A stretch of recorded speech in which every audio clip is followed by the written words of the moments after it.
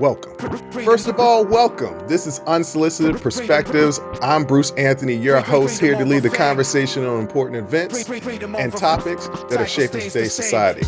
Join the conversation by following us wherever you get your audio podcasts. Subscribe to our YouTube channel so you can watch our video podcasts. Rate, review, like, comment, share. Share with your friends, share with your family, hell, even share with your enemies. On today's episode, it's the Sibling Happy Hour. I'm here with my sis, Aundrea. We're going to be talking about George Santos, Micah Washington, Young Thug, and backed by popular demand, things that black people do. But that's enough of the intro. Let's get to the show.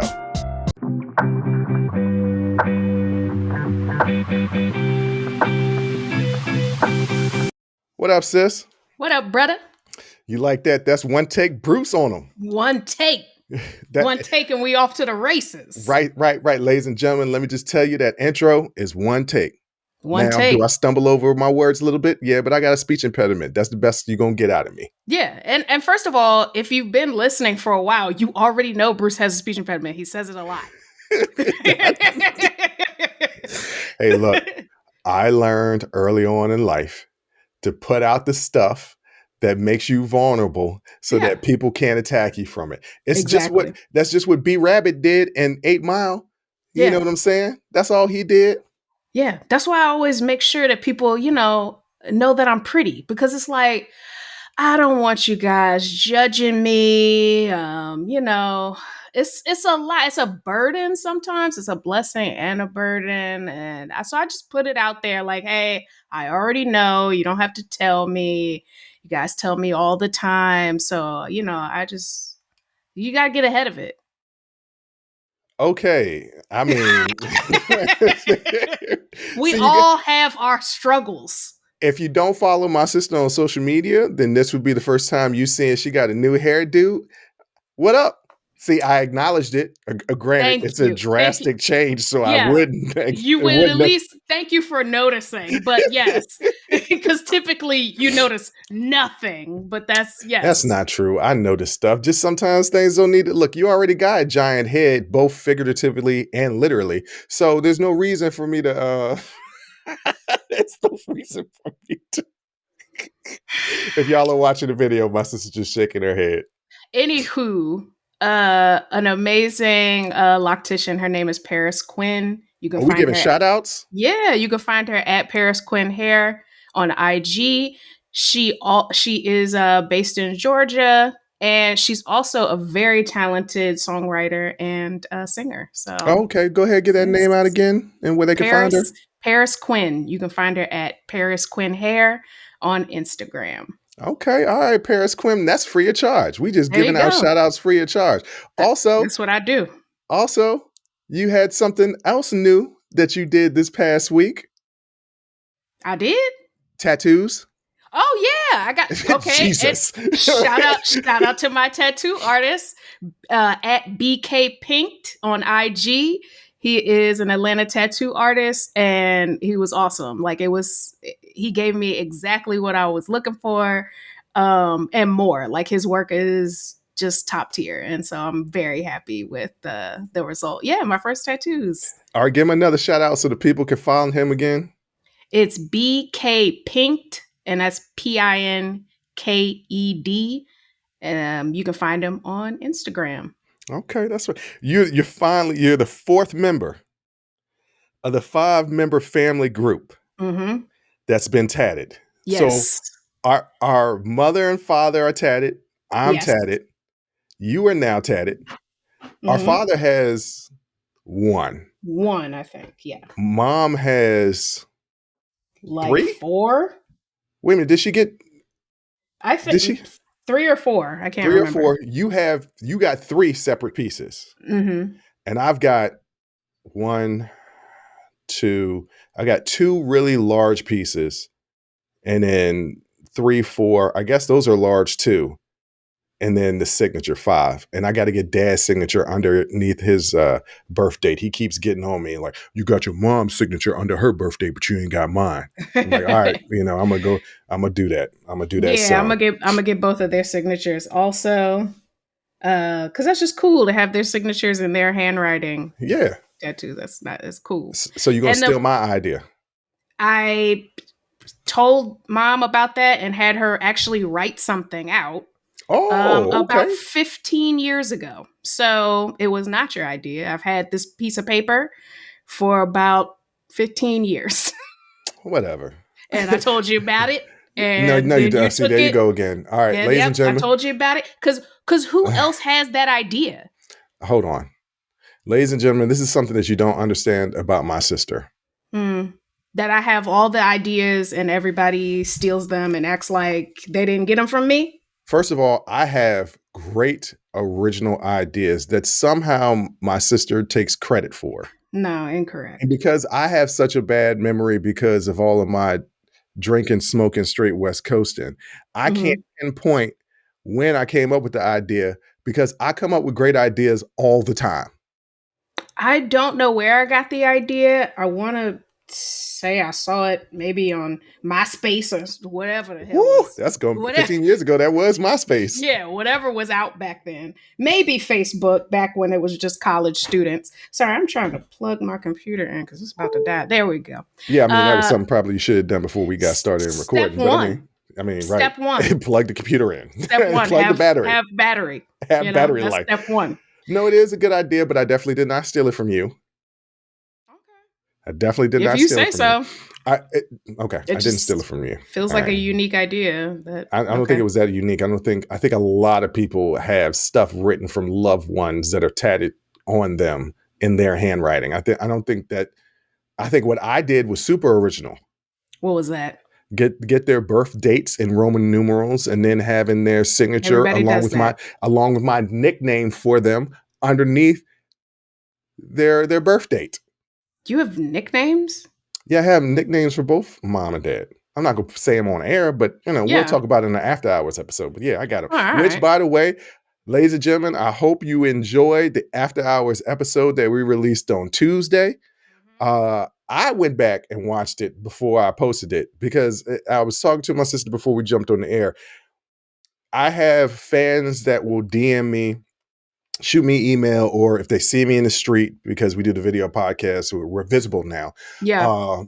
If they see me in the street, they're like, hey, I enjoy your podcast, blah, blah, blah, blah, blah. I loved when you said this. And I'm gonna be real honest with everybody out there that's listening and watching. After we film this, I don't remember anything of detail that was said. Nope. And we don't go back really and listen and watch it because we're preparing for the next show. Whenever we have a long hiatus, I guess we'll go back and binge them, but we have no idea. So I went back and watched that after hours. Not only that, I rarely am listening to myself while I'm talking. So I don't remember what I said. And you rarely listen to me because you disassociate. Yeah. Yeah. I can't help it. But I went back and watched that episode before I posted it on Tuesday, and it was funny. So if you haven't seen it, check it out. It's After Hours Uncensored. And all those shows you can get on our Patreon page at patreon.com/unsolicited perspectives. That's enough for this long little dilly-daddling. It's not that long. We've dilly-dallied much longer than this. We've dilly-dallied for like 20 to 25 minutes. Yeah. There are episodes out there where half the show is just our inane rambling and jumping from tangent to tangent. Well, I think we do that even when we do have a structured show, even when there's topics that we are going to talk about. The show is always structured. We just sometimes don't stick to the plan. There's always a structure. Yeah, ladies and gentlemen, if you thought that all we do is turn on the mics and the cameras and just get going, no. There is a rundown for every show that we do. And we still get off topic, just like we just did right now for the last 45 seconds. Just now. So, the latest chapter in poor Georgie's latest episode. He was finally kicked out. Yes. George Santos was kicked out of the House of Representatives on December the 1st, 2023. The outcome was 311 to 114 to kick him out. It was based off this ethics violations. He's the first member to be expelled from the House in more than 2 decades. His response was pretty much what we expected from George. Yes. Basically he was saying he was ready to get the hell out of that place. And he's also looking to get on Dancing with the Stars. And he's looking to file ethics complaints against some of the people that brought complaints against him. So that's not the only thing. Oh, what more? Did I miss something in the notes? Yes. What did I miss? Mm-hmm. Okay. I just remembered it as you were talking. He's on Cameo. Oh, that's right. For $200, you can have George Santos make a Cameo video for you. And for those of you who don't know what Cameo is, it's a social media application where you can hire celebrities to make personalized notes that you can have them sent to you or friends or loved ones or whatever. So he went on Cameo, $200 a pop. I wonder if people are actually going to sign up for that and give him money. Yeah, I saw one of the videos that he made. It was something it was like he was talking to some girl in law school, and I guess her friend had George do a cameo because she has haters, and he was like, "You know what, girl? Haters gonna hate," and that's. So I have seen some of his cameos. Yes, he is on Cameo. Yes, people are paying for it. Yes, he does need the money. Hold on. Do we know people are actually paying for it and it's not him creating fake videos and putting them out there? As far as I know, what Cameo does, because I've used Cameo before, we used it before. Once the video is recorded for whatever customer, then they'll post it on that celebrity's page so you can see samples of their cameo. I believe that I absolutely believe in the United States of America, people are paying $200 for George, and they're going to tune into Dancing with the Stars too. They're going to put him on there too. Well, I want to see him on reality television. I do. He is very entertaining. He is extremely entertaining. He has given us loads of content. Yes. And will continue to give us loads of content because he's a 100% complete fool. And he is a lot of articles are saying he's going on a warpath after his expulsion. I don't know what he's going to say or who he thinks he's going to out or what, but I can't wait to see. He's so messy. I can't wait to see what's going to happen. But I definitely I believe wholeheartedly this is not the last that we see of George Santos. He's got to get that bread up because he has a big trial coming up. And I'm sure since it involves fraud, they probably freezing that man assets or something. So he got to get that money in. So if they freezing his assets, then how is he getting this cameo money?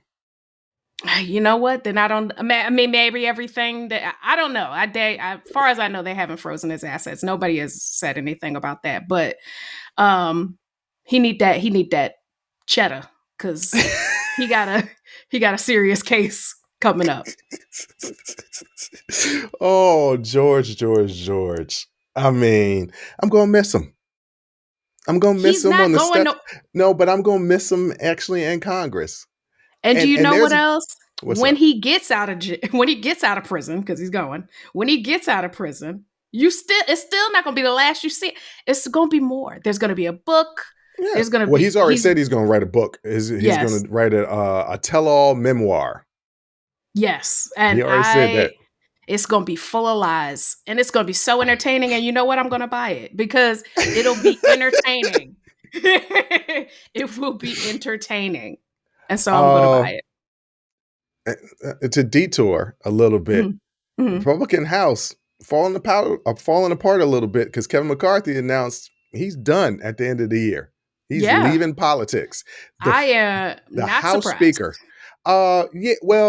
Neither am I, because it's pretty tough to go from the House Speaker, third in line to the president, to just a rank and file member. I mean, he's been thoroughly embarrassed. Well, there's nowhere for part of that was his own doing. Yeah, I mean, but that's you sold yourself out. Like, you Yeah. sold yourself out to the wrong people. So he's been thoroughly embarrassed. His career is in shambles. There's really nowhere for him to go. If he thinks he's going to go to the Senate or anywhere higher than that, there's no chance. Like, so what else is he going to do but retire? He's trying to make it seem like it's voluntary, but girlfriend, it's not. And then, so you got Santos is gone. You got McCarthy, who's leaving at the end of the year. There's another House Republican, I forget his name, that's going to leave office, I think, at the end of the year to be a president of a university. Ladies and gentlemen, I am riffing right now. I've read all this information, but don't have the exact details right in front of me. So all the YouTube comments, I'm sorry. This is just a detour to whatever topic that we were talking about that's just subcategories from George Santos. Okay. So I'm Right. sorry. I don't remember the exact name of the congressman and the exact college that he's going to be president for. The larger point that I'm making is that they only had a 4-seat, Republicans only had a 4-seat lead majority in the House, and they're about to lose 3 seats. Hell, Yeah. if there's another speaker vote, Hakeem could potentially be a House Speaker. I mean, you're not wrong. I mean, he's not, but that's He won't. He won't. He won't. But he won't. But hey, yeah. I mean, it's their own fault. It's their own fault because they blow things up without a plan for what to do with the rubble. So this can only go one way. You can't just keep shooting yourself in the foot and think you're gonna run a race. I don't. Yeah, that's.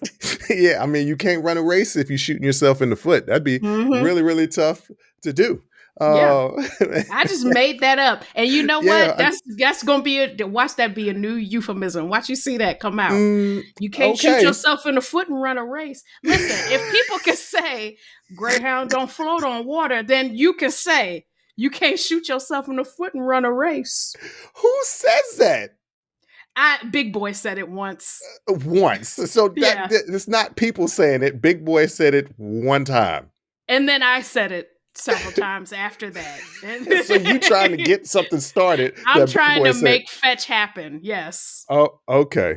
Hey there, podcast listeners. It's Bruce Anthony here, and welcome to another episode of Unsolicited Perspectives. Today, I want to talk to you about something that's been on my mind lately, the importance of staying hydrated and taking care of ourselves. Whether it's prioritizing our health and wellness, or gearing up for festival seasons, or just gearing up for whatever season or time of year, there's one brand that's been my go-to for all things hydration, Liquid IV.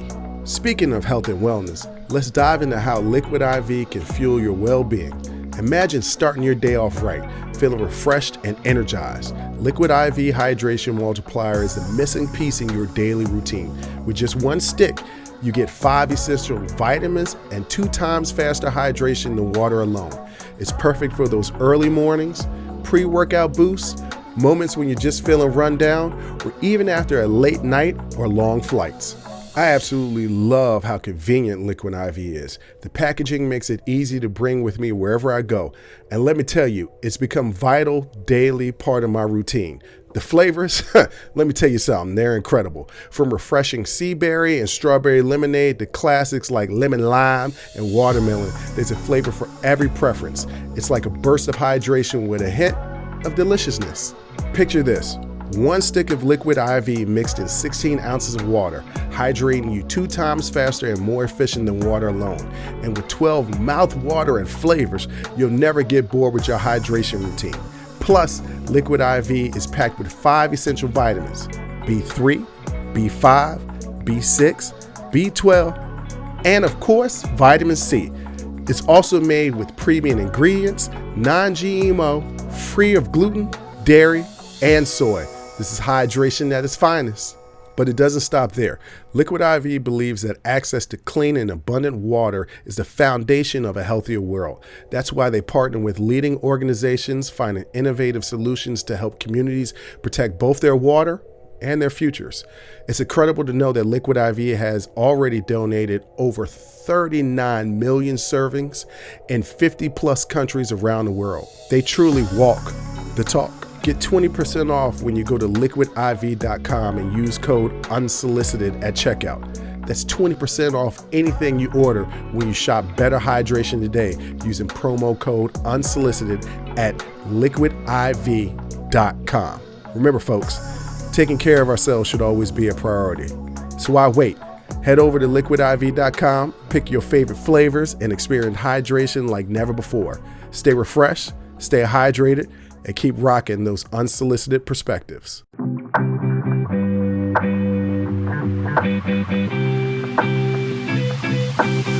All right. Speaking of shooting, move into a more serious topic. Yes. Micah Washington. For those people that don't know I think who it's Micah Washington. Micah? Yeah. Okay. Micah Washington. For those people who don't know who Micah Washington is, or just is under a rock and not on social media. Mm-hmm. It was a young black man that was pulled over by an Alabama police officer while he was changing his tire. She asked him for his driver's license. He, knowing his rights, said, "I'm changing my tire. Why do you need my driver's license?" She didn't like that response. Further pressed, eventually tasing him, bringing him to the ground. When he was on the ground, she cuffed him, put him up against the roof of the police car. He said, "I have a gun in my pocket." On the hood, yeah. On the hood, yes. Mm-hmm. Roof, hood. Nope. Same thing. Two different parts of the car. Okay. Anyway, put him on the hood of the car. You're right. Yeah. Put him on the hood of the car. Said, "Hey, I have a gun in my pocket." She pulled the gun out the pocket. Said, "Oh yeah." Put the taser in his back. He's laying on his stomach on the hood, cuffed. She tased him in his back. Not resisting. Not resisting. In any way. Tased him on his back after saying, "Oh yeah." Told him basically that shut the F up and to stop acting like a little bitch. I don't know why I had to make that funny, but I don't know. I just like saying that. Yeah. And then they tried to throw a bunch of charges on him, like resisting arrest, trafficking, fentanyl. Mm-hmm. Later, it was proven that he didn't have any fentanyl. These charges were trumped up. They were so trumped up that the original bond was $500,000. The state attorney decided to drop the fentanyl and trafficking charges, and the bond was only $5,000 because the video leaked. This is the key. She didn't realize that his brother was filming everything that was happening. She just thought that she was free to do whatever she wanted to do. The video went viral. And guess what? The truth is slowly but surely coming out. Yes. And I was surprised on social media. Typically, there are trolls that were going to find a way to put this on him. And I was very surprised that did not happen, because this was a clear-cut case. You can't punch holes in whatever happened to him. Right. There's rumors out there that one of the charges was an ex-convict with a gun, but there's been conflicting reports saying that he's not an ex-convict, convict, not convent, convict. So yeah, I wanted to talk about this because this is another example of police brutality. And when we as Black people point out to some people, hey, the police is really against us.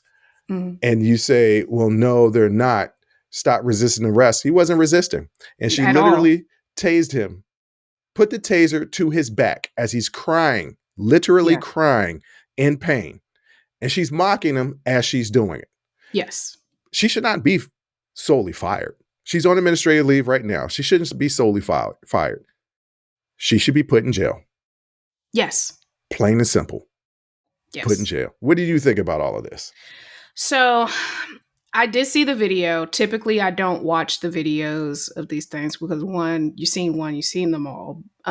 This one, to me, did feel slightly different because one, there was no stop. She stopped. He was already stopped changing a tire. Like there was no probable cause or anything like that. I mean, she sees a black man stopped, and she stopped to get his license to, of course, run it, see if he had any warrants out, arrest him. That's what she was there to do. Yep.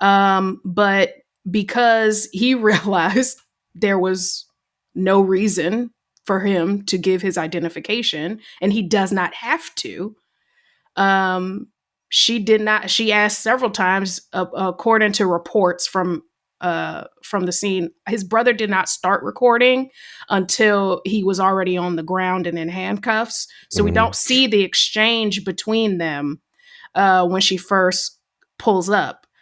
The reports are that after she asked him several times for identification and he refused to give it to her because, again, it's well within his right to not do that. He does not have to give her his identification. For those people that are going to use the argument, well, why didn't he just comply? You don't have to infringe your own rights just because a cop is telling you to do so. Right. You do not have to give up your ID. You don't have to give up your name. They can arrest you under certain circumstances if there's probable cause. But if a cop just walks up to you and just like, "Hey, man, what's your name? Give me your ID." You don't have to give it to him. No. You don't have to talk to cops if you don't want to. You don't have to. So apparently, after she had asked several times, he refused to give it to her. That's when he pulls out his phone to start recording. And that's when she tases him. She was not aware that his brother starts recording. You can see on the video, she pulls only the gun out of his pocket, but he's charged with resisting arrest. I did not see in any point in that video of him resisting at all. That's normally I know from my cop friends, and I do have cop friends, ladies and gentlemen. I'm not anti-police. I have cop friends. That sounds so much like I'm not racist. I have black friends. But I don't want there not to be police out there. I just want there to be good police. That resisting arrest is typically a charge that they throw on there. Yeah, it's like when you get into a car accident, you get whiplash. Like it's just a thing you throw, or you. Yeah, I mean, you go to the doctor, you got a cold, they give you a Z-Pack. Like that's also, by the way, this is a tangent. Stop taking that Z-Pack, y'all. A cold is a virus. Z-Pack is an antibiotic for bacteria. It's not gonna help you. The doctor's just giving you something so that you stop asking and go home. Just drink some orange juice and lay down somewhere. But anyway, or as black people do, ginger ale. Ginger ale. I don't know why I was talking to white people, but just go sit down somewhere. Take some tussin and you'll be all right. Right. You'll be fine in a couple days. So he was charged with resisting arrest, obstructing governmental operations. That doesn't even make sense. And that in what way? By changing his tire? In what way? That doesn't make sense. Marijuana possession. Of course, you never see her in the video take any marijuana off of his body. The only thing she removes from his pocket is the gun.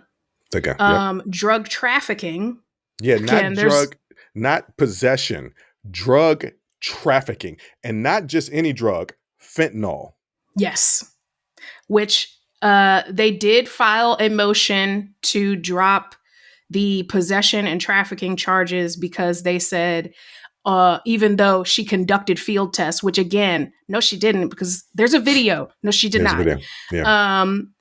That when they conducted a second test, they found no traces of fentanyl. Not saying, not putting in there that she just straight up lied, because I guess they don't want to do that. But we didn't, on second testing, we didn't find any, so we're going to drop those charges.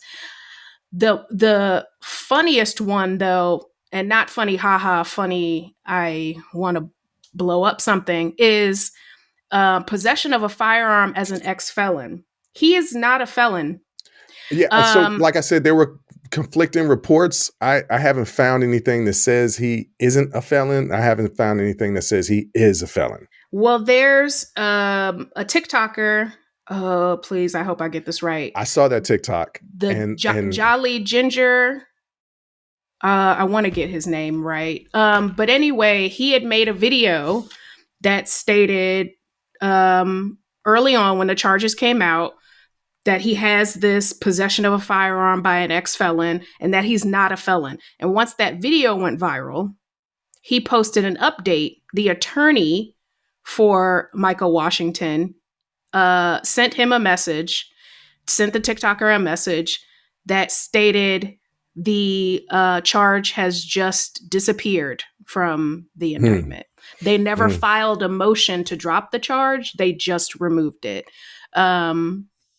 which is telling. So that's actually not on one of his charges anymore. So I guess the only thing that's left is resisting arrest. Let's put it this way. His bond was $500,000 before. It was $5,000 at the end. So, and this isn't a situation, ladies and gentlemen, where it's public pressure. It is, and it isn't.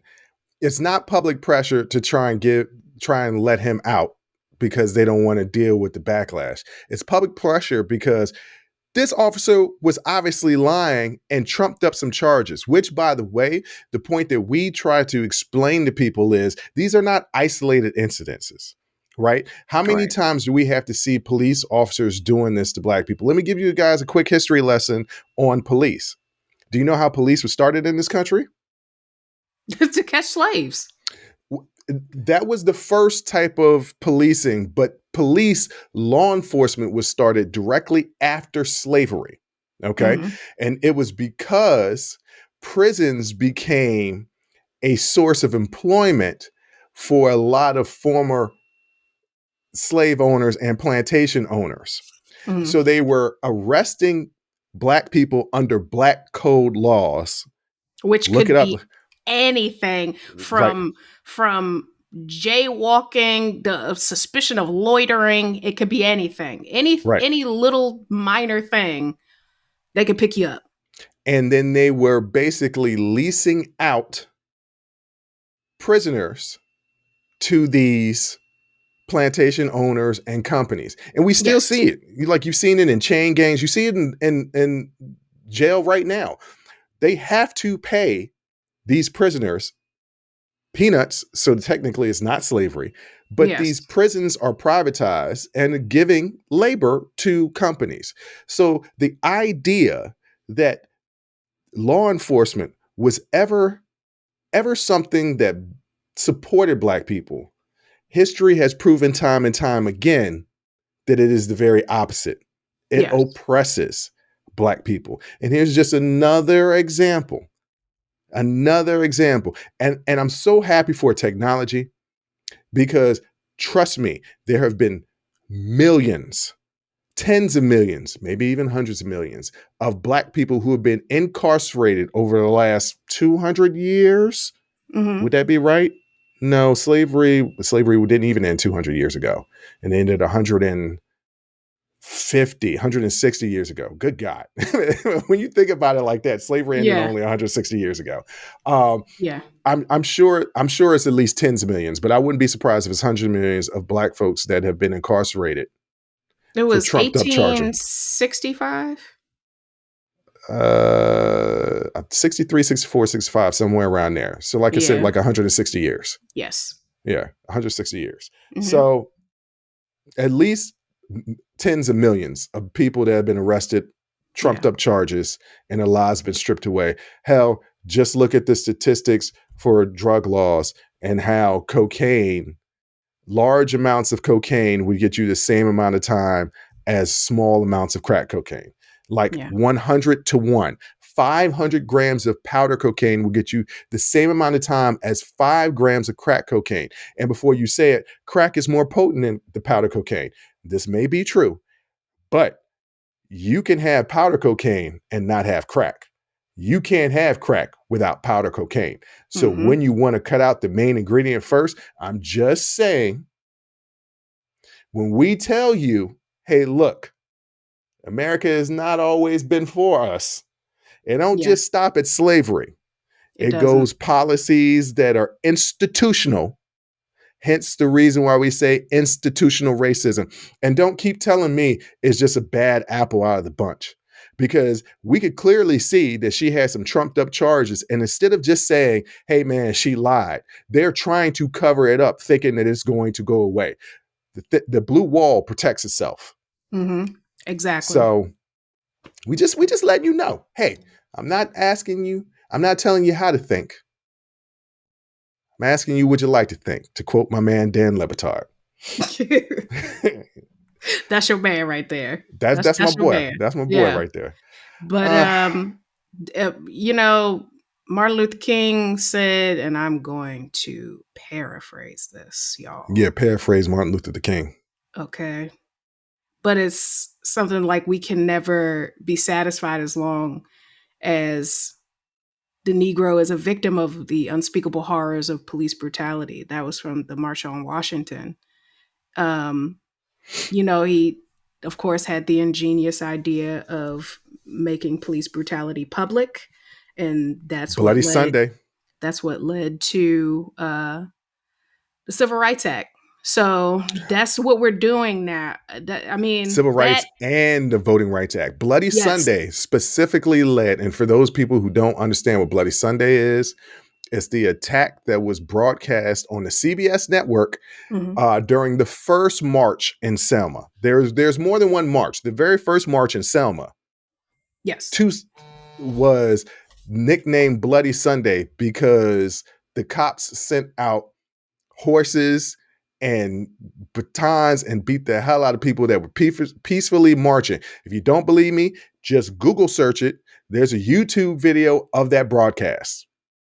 But the purpose of televising the revolution, right? The revolution will be televised. Yeah, is to reach the people who we've been telling that this has been happening. We've been telling them. It's not like we haven't been saying this, but to actually show them in a visceral way what's happening to us, and what has been happening to us, and what continues to happen to us.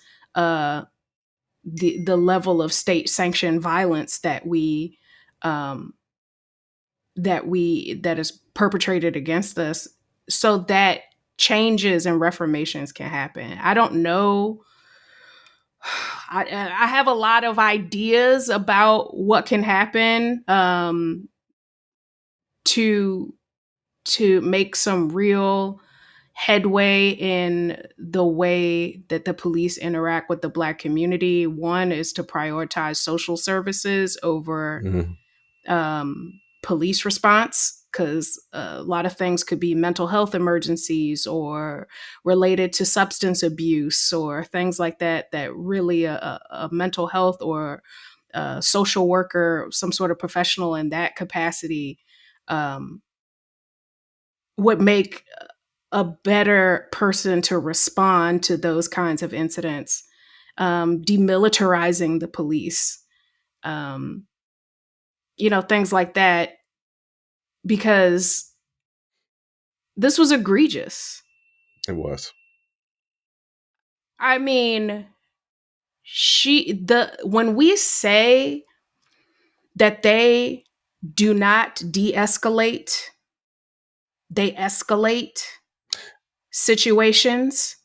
When we say that we're intentionally being targeted and harassed by police, that's what we're talking. She called him a bitch ass. Yeah. While she held a taser to the back of a man who was not resisting. Not only that, was in tears because he had just been tased twice. Now, and to clarify, most of the time somebody shoots the taser is a projectile, right? It's a projectile that you can do from a distance. Yes. She put the taser directly to his back. So there wasn't a projectile. No. It went directly to his back. So I can't even imagine how painful that is, because we've seen people just be tased by the projectile and fall out. But to Yeah. have it directly to your back, yeah. So if you haven't seen the video, I suggest everybody to go out there and watch it. Trigger I feel, warning. well, it's going to be a trigger warning, but I've learned that you can read something and it's not the same as looking at it. Yeah. It's not the same as watching it. You know, believe none of what you hear and half of what you see. Isn't that the expression? So Maybe. I don't know. Yeah. Somebody will correct It me if it's sounds wrong. right. It sounds like Yeah. it sounds like that was right, but Yes. I don't know for sure. I think that was right. It feels right. It feels right. Yeah. But I don't know for sure. But Okay. speaking of law, Mm-hmm. you wanted to talk about Young Thug. Young Thugger. Yes.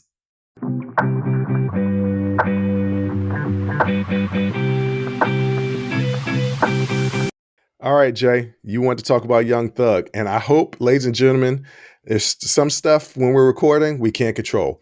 Before we started the podcast, my neighbor was playing with her dog and was barking, and I could hear it here in the studio. So I had to go knock on the door and be politely ask, shut the hell up so I could do my Yes. show. Right. Ladies and gentlemen, right now, my sister is in her studio, but there's a dog barking outside.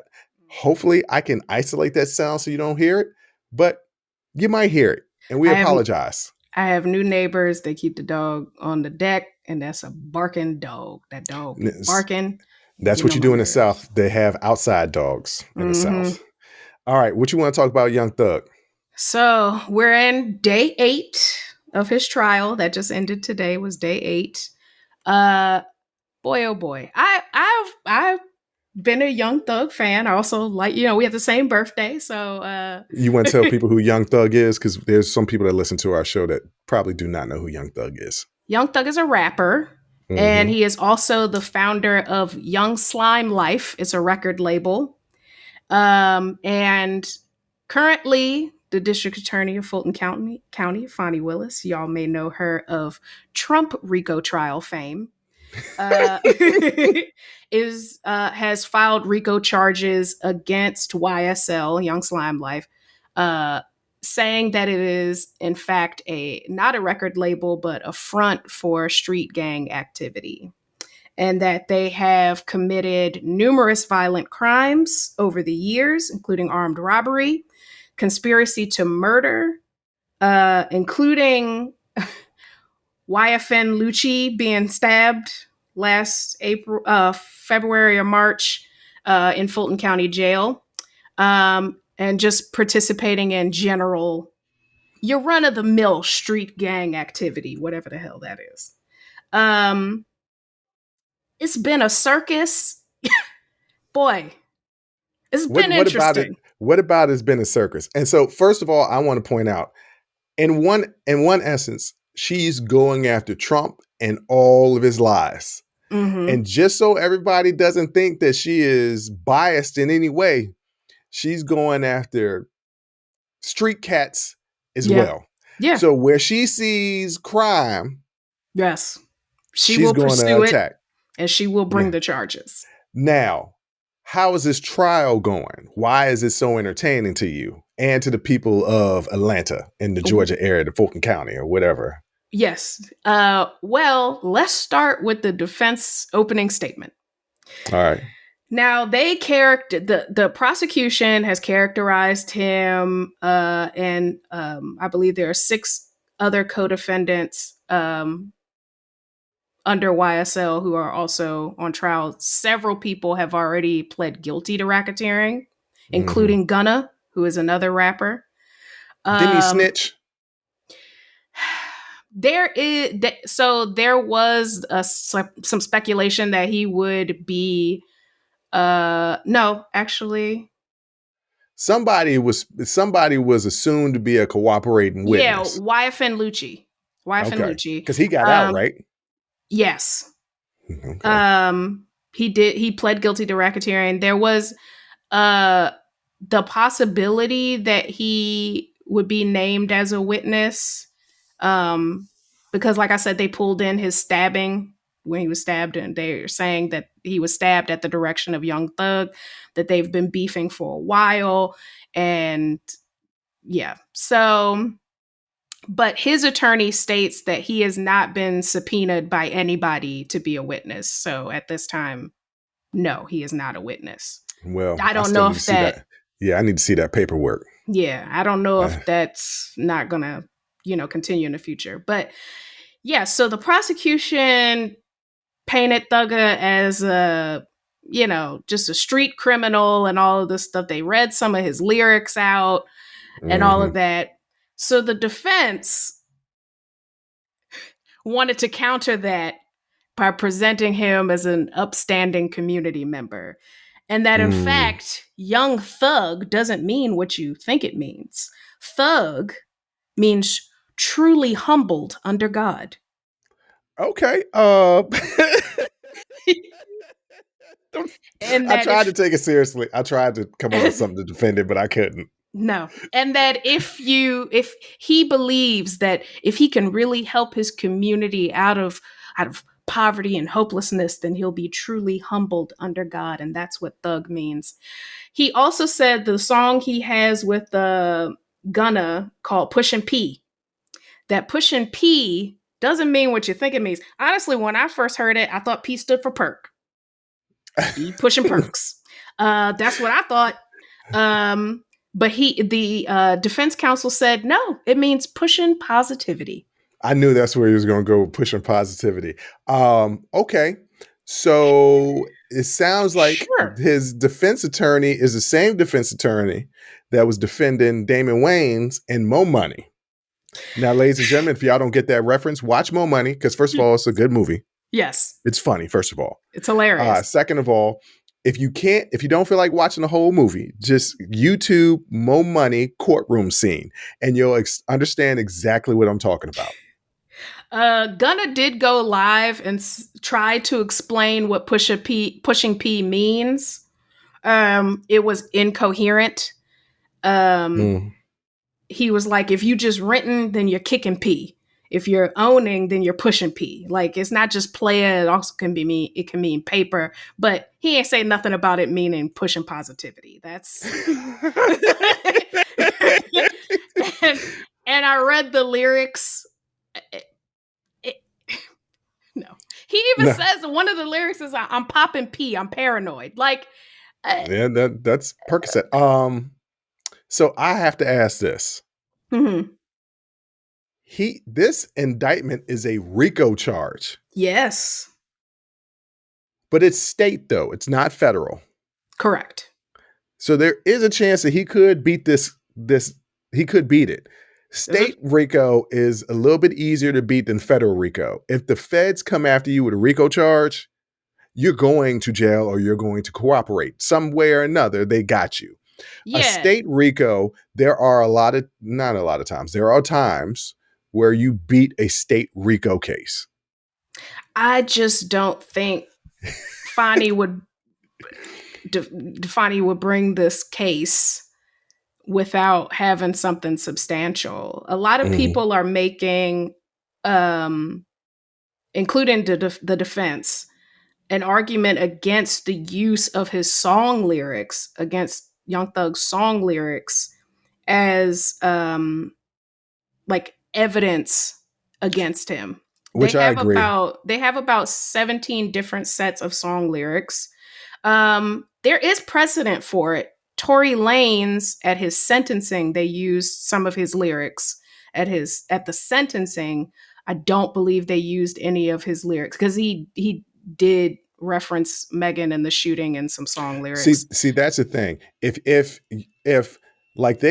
rappers are not, if they're generalized speaking, if they're not saying I did this on a certain day to this person, looking into it, right? Then I don't think you can take somebody's lyrics when they're just generally speaking, because I got a whole mixtape out there of me talking about crazy stuff that I didn't do. Yeah. Right? There's street stories. There's stories I heard other people do, but I didn't do it. And I would be damned if I'm going into court and somebody finds that mixtape and is all of a sudden they want to play that mixtape as evidence, because rappers are storytellers, just like authors, just like writers. Nobody wants to bring in if Francis Ford Coppola is being charged for murder, they're not going to show scenes of The Godfather as evidence that he's a murderer. Look at his art that he's created. I think that's a preposterous thing. But if you're referencing specific things, and then telling people play it for the jury and the judge and the court reporter. Right. Right. And the Boondocks, I remember a Boondocks episode.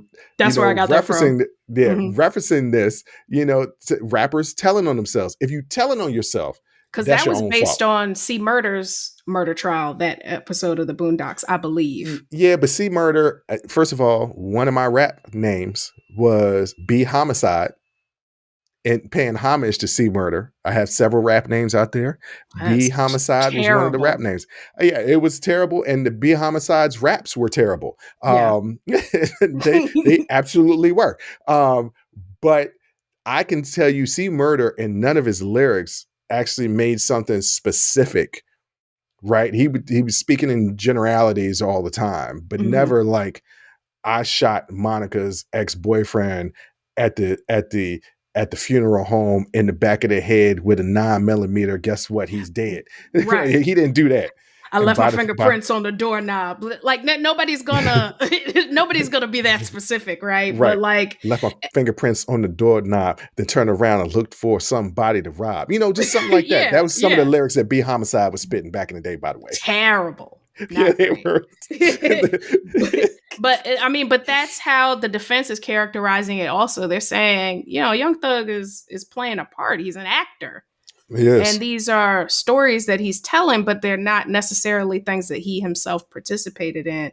It is a slippery slope. I mean, using the song lyrics at best is circumstantial, but what the prosecution is saying is that we were looking into the crimes and the lyrics presented themselves. We're not using them as evidence to solve murders. We're just saying this is important maybe for his credibility. I still don't believe that argument. I really still don't believe that argument. Fact of the matter is, if you got a RICO case and any of it is based on his rap lyrics, that's a weak RICO case. If it's a RICO case, right, you need to have some cooperating witnesses. If there's murders, there's got to be some physical evidence. Look, I'm just saying, I don't watch enough Law and Order and Law and Order SVU. Yes. That if you put me on a jury, I'm not convicting unless it's beyond a reasonable doubt, because I know through technology, it is a lot easier for cops to solve crimes now than it was 20, 30, 40 years ago. So you need to come with the evidence. And if you're basing it off of rap lyrics, I'm sorry, I mean, that's not enough to convict. I'm not going to convict them on that. Yeah, I don't think they're using the rap lyrics as basis for it. But it's supplemental. Yeah, I think it's just something to attack his credibility, and like here's the way that he chooses to present himself to the world. It's weak, and and it's primed for the defense to start poking holes in it, which he's already started to do. I mean, but I think a fight broke out once in the courtroom. In the courtroom, I mean. It's interesting. Today was a short day. I watched a little bit of it yesterday. It is streaming on YouTube. What? The trial is streaming live on YouTube, so you can watch. You can watch along. Yeah, but it's been quite interesting. I do hope that they come with like some real evidence, or like, what are we even doing here? Right. I'm not going to say free Thugger because I don't know. I have not seen the evidence. But I do believe people are innocent until proven guilty. So we'll see. That's what they say it's all about. That's what they say. That's what they say. Yeah. But I don't know. All right. Well, we'll keep tabs on that. But another thing people need to keep tabs on is things that Black people do. Things that we take seriously. And things that we take seriously and things that we do. Yes. We got such a great response from uh, some of the things that we talked about things Black people take seriously, that I wanted to follow it up with Yes. more things that Black people take seriously. And I want to start out with the one that you picked specifically because you was like, I want to talk about this. Yes. So I'm going to let you lead the charge on the first one. Things Black people take seriously. Not responding to, what was it again? What was it? To what? To what? To being called with what? Yes, to being called with what? Things that Black people take seriously. Not responding to being called with what? Yes. So break that down, because there's going to be some people out there that say, I don't even understand that. Yes. So say you are calling for somebody who's in another room. Then you say, hey, John. And he says, what? No. I'm not responding to that. Come see what I want. Right. Come see Our what I mother want. used to do it to it often. Yes. Yes. That was usually her response when we would respond with, what? Come see what I want. I'm not responding to what? What do you mean, what? I'm calling you. That means come here. Like, I can't stand that. And I think it's from our mother that I'm just like, don't respond what? No, come see what I want. You know what an offshoot of that is? What's that? Huh? Yeah. When you say something to somebody and they say, huh? You heard me. Yeah. You know what I said. You know what I said. Me. Don't hun me. You know what I said. That's something Black people take seriously. Take out the garbage, huh? Take out the garbage. Yes. You heard what I said. You heard what I said. What you mean, huh? Another thing that Black people take seriously. Not drinking and eating after people. Mm-mm. Now, my ex-wife was white. And this was my ex-wife. Was with her for years. Yes. And she would be like, here, this is good. Talking about a drink. Here, this is good. You try this. And I'd be like, no, I don't really want to do that. Mm-hmm. Meanwhile, this is my wife. Yeah. Okay. Not to get too graphic. Bodily fluids all around. But I'm not going to drink or eat after her. No. Won't even eat or drink after let my sister have something that she's eating and be like, here, take this. I'm like, look, cut off a little piece of that on the corner right there that you ain't touched. Cut that corner that you didn't touch. Cut that corner that you ain't touched. Maybe. And use the butter knife. Use something that ain't nobody put in their mouth. Cut that's the key. Yes. I hate when I'm out with people and they're like, this drink is good. Try it. And my bestie did it to me one time. And she was like, this drink is good. Try it. And I was like, I love you. I'm not drinking after you. And she was like, why? I was just like, this is something I don't do. I don't drink or eat after people. I won't even drink or eat after my own mama. Yeah. I am from her.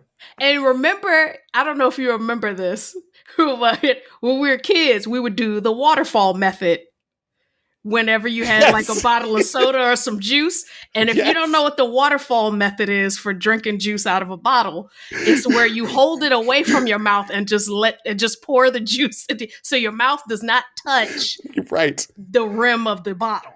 That would typically be what we did. Yeah, that would typically be what we did for the can or bottles or something like that. You pour it away. If we had to share. And you know what?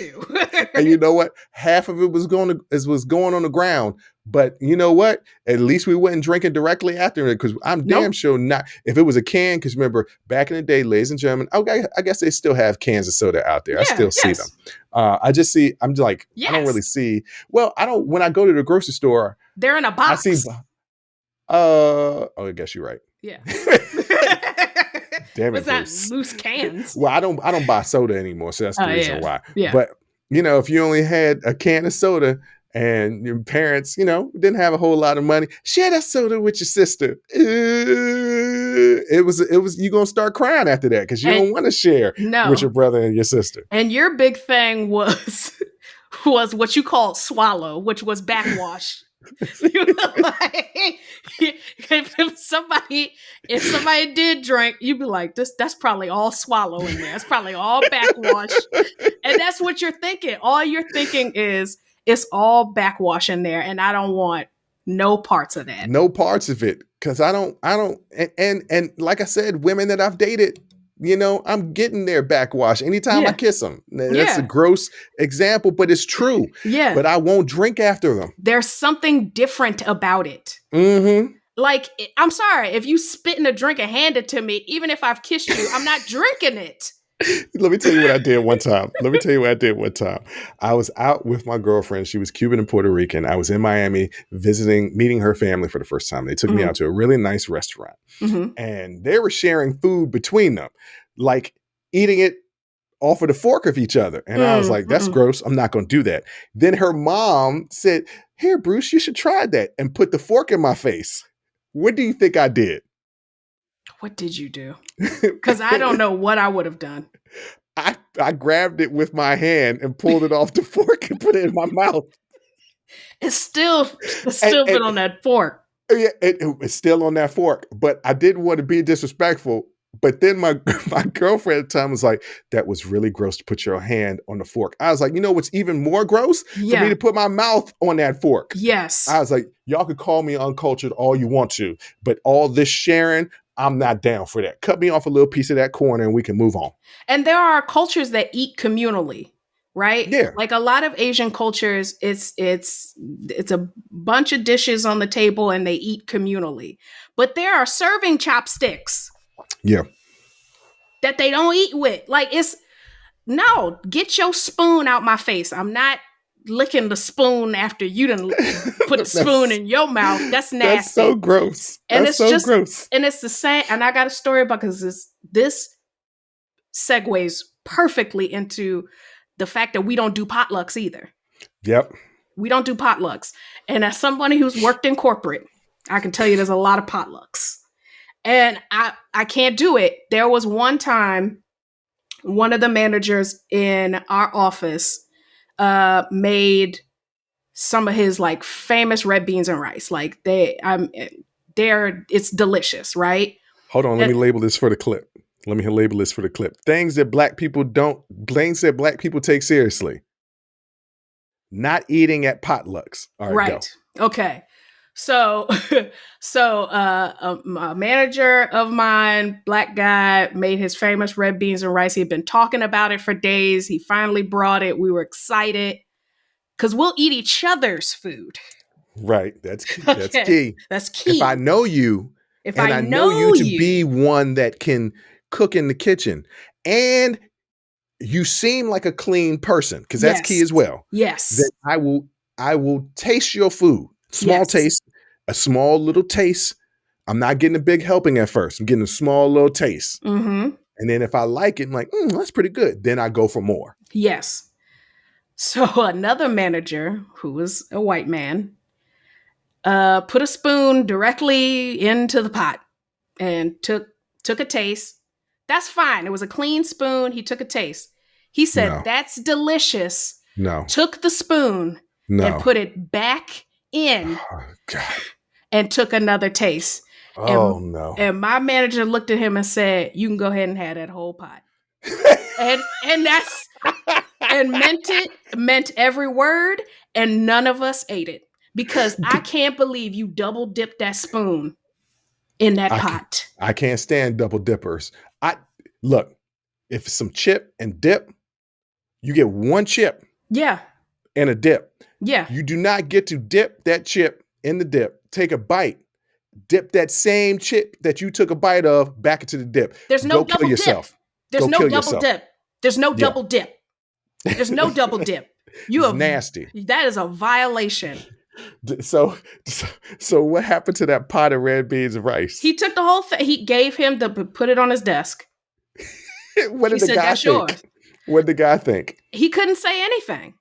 He was embarrassed because he didn't even think about that's nasty. But how come, did anybody see him get ready to take a double dip? Yeah, but it happened so fast because he put it in his mouth. He said, that's delicious, and went right back in. And we just said, mm-mm. Did anybody call him out? I know that's a boss, but did anybody say, hey, man, why you do that? Nah, I can't have none of that. No, All my boss said was, you can go ahead and have that whole pot. That's all you. See, you know me. Mm-hmm. I would have said something. I would have been like, hey man, what you doing? I would have tried to catch him before he Yeah. did it. Right. Yeah. And then he did it. After he did it, I'd be like, man, what are you doing? Now none of us can eat that. Yeah. We don't want to share your germs. Right. Well, it's not that big of a deal. It is a big deal. No, I don't know what you be doing with your mouth. Spreads. That's how COVID spreads. Right. Yeah. All right. The last thing that Black people take seriously is not putting our street clothes on the bed. No. They have been exposed to the entire world. Mm-hmm. And it's nasty outside. Yep. People farting, sneezing, coughing, environmental pollutants, all kind of things attaching itself. Mm-hmm. Attaching itself to you and your clothes.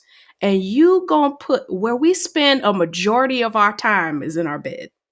And you are gonna put... That's not true. That's not true. We don't spend the majority of our time in our bed. No, we don't. Jay, if anybody is spending more than 12 hours in their bed, which would be the majority of the time of a day, that is absolutely ridiculous. Yeah, that's pretty much me. No, well, okay, that's ridiculous. Okay, so the statistic, I just looked it up. We spend 1/3 of our life either sleeping or attempting to do so. 1/3. Okay, I can believe that because you're supposed to try to get 8 hours of sleep a day, and that's 1/3 of the day. So that's not majority. Lot. That's not the majority. Okay, we're getting off topic here, but I just got to correct you on your statement. It's not the majority. For me, it is. So okay. I'm gonna get in bed right after this show. So for me, it is. At night. Oh, it don't matter. My thing is street clothes. I put them on the bed? No, I put them on the floor right next to the bed. The only clothes that go on my bed are the clean clothes that I took from the dryer on the off chance I fold my clothes and put them away. Right. This is something that I've... Well, no, I mean, once every 2 months I fold my clothes and put them away. But this is something that I've learned that really bothered me is that people don't take showers before they go to bed. Yeah. And that's the same thing as just putting your clothes on the bed. You're going to take your nasty body that's been out in elements all day long and lay in that filth for at least 1/3 of your life. Yeah.